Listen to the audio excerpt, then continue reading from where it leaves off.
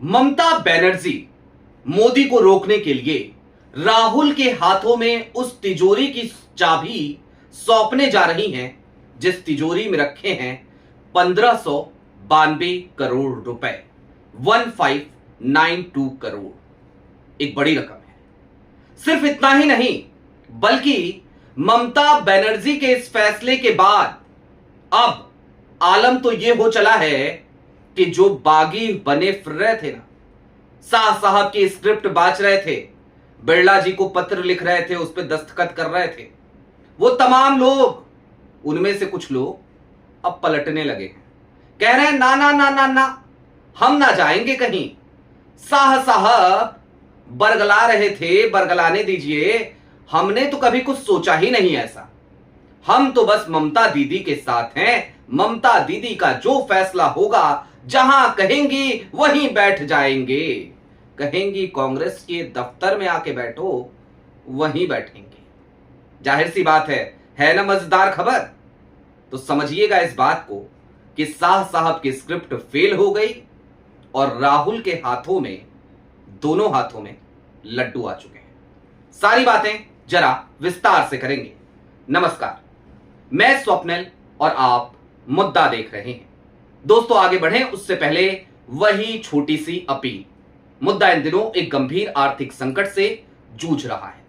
एक तरफ जहां हमारे मेन बैंक अकाउंट्स बीते लंबे समय से फ्रिज चल रहे हैं, तो दूसरी तरफ हमारे 28 साल पुराने चैनल को हमसे लंबे समय तक छीन कर रखा गया था। ऐसे में रेवेन्यू पर एक बुरा असर पड़ा। मुद्दा एक संस्थान है, उसके चलाने के अपने खर्चे हैं। लिहाजा आज की तारीख में मुद्दा को आपकी मदद की सख्त जरूरत है, क्योंकि उसे डे टू डे ऑपरेशंस में काफी मुश्किलों का सामना करना पड़ रहा है। लिहाजा आपसे गुजारिश है, यदि आप चाहें तो स्क्रीन पर दिख रहे क्यूआर कोड या फिर के नीचे दिख रहे यूपीआई नंबर्स के जरिए मुद्दा की छोटी छोटी मदद जरूर कीजिएगा, ताकि हमारी बेबाकी यूं ही बरकरार रहे। आगे बढ़ते हैं और अब जरा समझने की कोशिश करते हैं कि ये 1592 करोड़ क्या है, और ये भी जानते हैं कि ये जो पलट रहे हैं बागी, ये कौन लोग हैं। लेकिन उससे पहले कल की तारीख में जैसे ही ममता बनर्जी राज्यसभा की एलओपी बनाई जा सकती है कांग्रेस की तरफ से, ये खबर हमने आपको बताई, कई लोगों की, कई दर्शकों की प्रतिक्रिया आई। अब आप दर्शकों के कमेंट मैं रोज पढ़ता हूं, कईयों को रिप्लाई भी देता हूं। जानते हैं क्यों? क्योंकि आपसे दिल का रिश्ता है। आपके सहयोग से ही मुद्दा को मैं संचालित कर पा रहा हूं, वरना मुद्दा तो कभी का बंद हो चुका होता। लिहाजा मैं उन दर्शकों को एक बात बताना चाहता हूं। ममता बनर्जी अगर कांग्रेस में टीएमसी का विलय करती हैं और उसकी वजह से अगर आपको ये डर, ये आशंका सता रही है कि कांग्रेस का नुकसान होगा, ममता बनर्जी कांग्रेस को खा जाएंगी, तो ऐसा कुछ नहीं होने जा रहा। मतलब विलय होने जा रहा है, ममता कांग्रेस को नुकसान नहीं पहुंचा पाएंगी। क्यों नहीं पहुंचा पाएंगी, वो इसी वीडियो में आपको समझ में आ जाएगा। अब आगे बढ़ते हैं। ममता बनर्जी की पार्टी यानी कि तृणमूल कांग्रेस, उसके पास जो कुल संपत्तियां हैं, उसके पास चाहे वो कैश हो डोनेशन का, या फिर कि उसकी अलग अलग संपत्तियां हो, उसके ऑफिसेज हो, उन सब की कीमत कुल मिलाकर 1592 करोड़ रुपए है।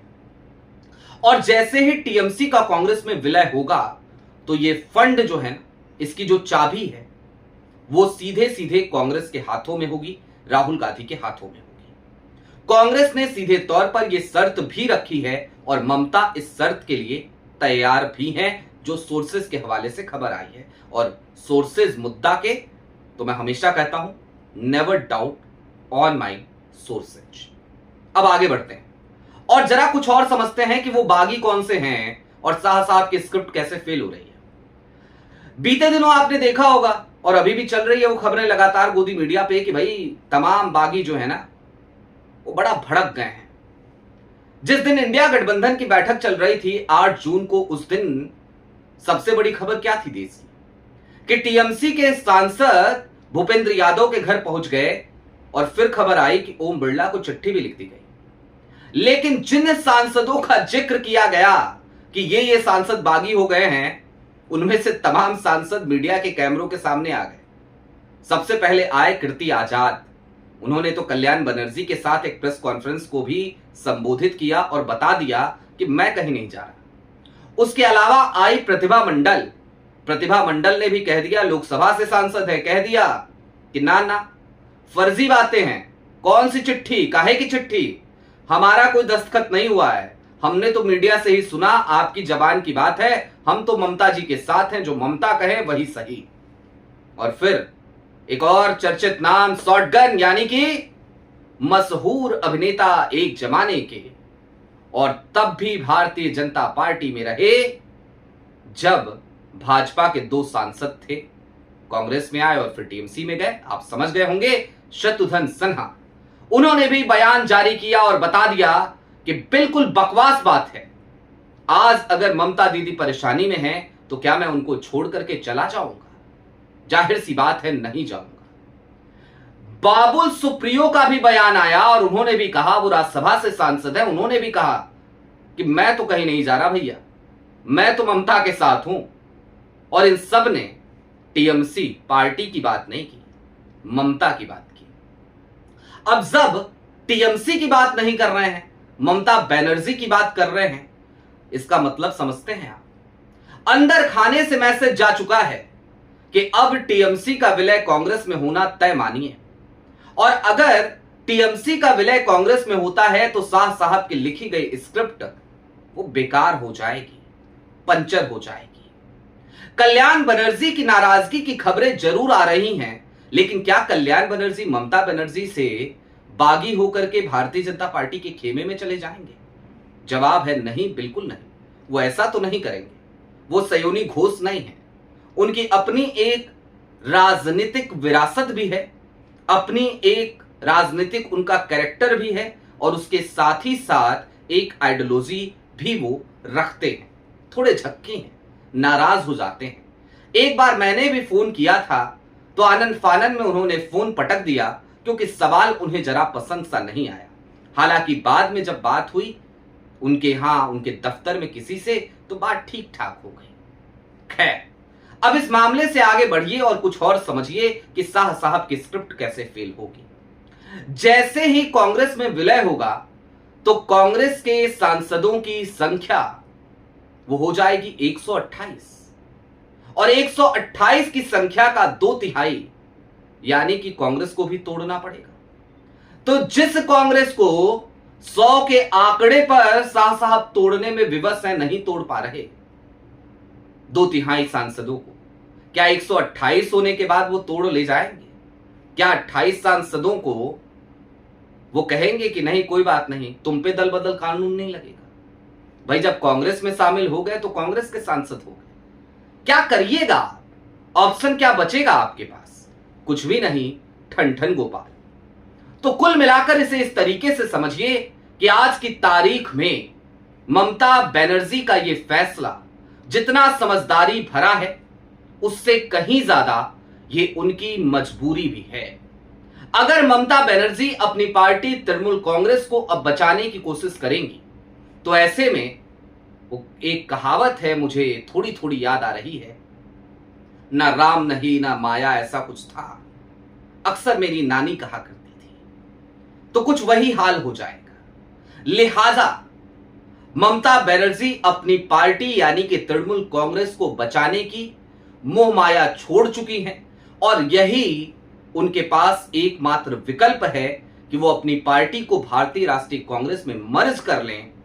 और मर्ज इसलिए कर लें क्योंकि उन्हें भी ये समझ में आता है कि अकेले लड़ी, पूरे अहंकार के साथ रही, कांग्रेस को साथ नहीं दिया, कांग्रेस को पश्चिम बंगाल में एंट्री नहीं दी, कांग्रेस को अपने बगल में नहीं बिठाया, तो हस्र ये हुआ कि आज की तारीख में मेरी पार्टी के भीतर मेरी सत्ता के जाते ही बगावत शुरू हो गई। वो तमाम लोग जिन्हें वफादार समझा जाता था, मसलन सयोनी घोष जैसे लोग, आज की तारीख में वो तमाम लोग ममता से दूरी बनाते नजर आ रहे हैं।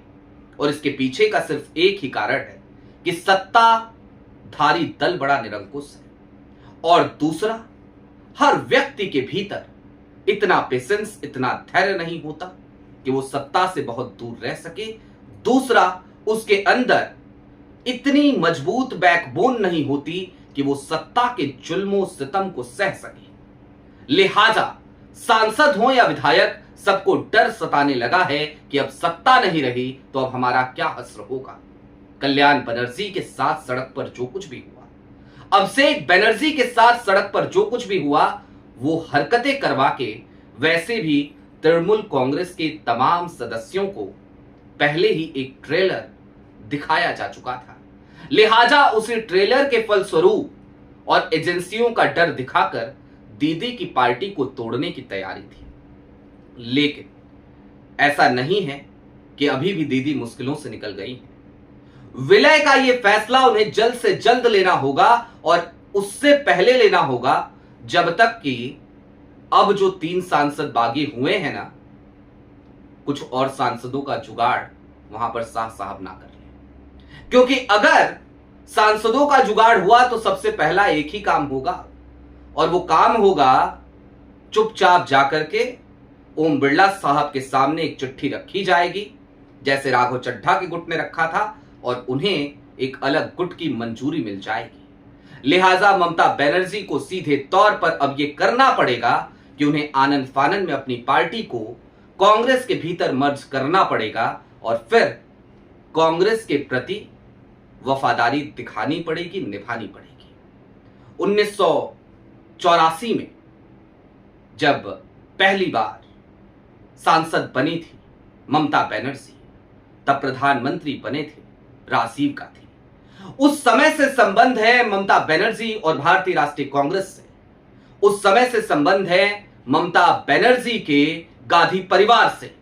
और अब जब ममता बनर्जी मुसीबतों में आ गई हैं तो उनके साथ भी खड़ा है सिर्फ और सिर्फ गांधी परिवार, सिर्फ और सिर्फ कांग्रेस। लिहाजा घर वापसी ही एक बेहतर विकल्प है। और इस बात को भी समझिए कि ममता अगर कांग्रेस में शामिल हो जाती हैं तो ममता अब कांग्रेस को नुकसान नहीं पहुंचाएंगी।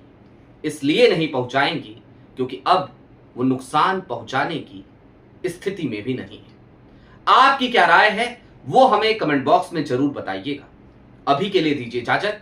चलते चलते फिर वही अपील, चैनल पर नए हो तो सब्सक्राइब करते हुए जाइएगा, सक्षम हो तो मुद्दा की छोटी छोटी मदद जरूर कीजिएगा ताकि हमारी बेबाकी यूं ही बरकरार रहे। बहुत शुक्रिया।